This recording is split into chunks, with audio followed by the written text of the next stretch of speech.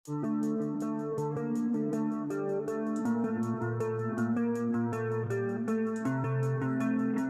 saat ini, Selasa 12 Oktober 2021, kasus Subang terus menjadi perhatian publik karena dinilai kasus Subang ini sangat keji dan biadab.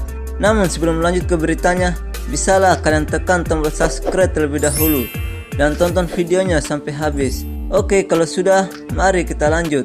Seperti yang kita ketahui, bahwa kepolisian masih terus mencari pelaku pembunuhan ibu dan anak di Subang. Pakar hukum pidana Dr. Musa Darwin Pane pun memberikan gambaran soal siapa sebenarnya yang menjadi otak atau pelaku pembunuh ibu dan anak di Subang. Pakar hukum pidana Dr. Musa Darwin Pane, sulitnya pengungkapan kasus ini karena dilihatnya pelaku.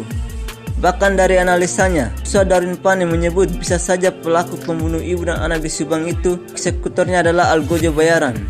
Kalau melihat dari pemaparan kepolisian yang disampaikan kepada media massa, memang ini pelakunya tidak hanya satu orang dan sudah direncanakan matang, ucap Dr. Musa Darwin Pane.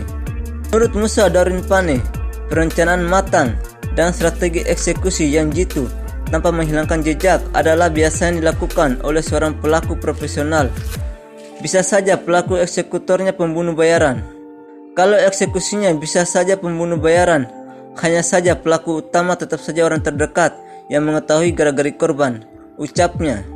Dijelaskan Musa Darwin Pane, berdasarkan teori kriminologi, banyak bicara tentang kejahatan itu awalnya adalah niat, kemudian ditindaklanjuti dengan adanya kesempatan.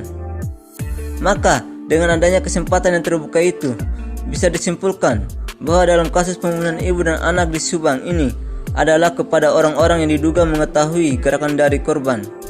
Dan niat itu tentu bicara sikap batin dan hal-hal yang mendorong dari dalam diri pelaku untuk menghabisi korban.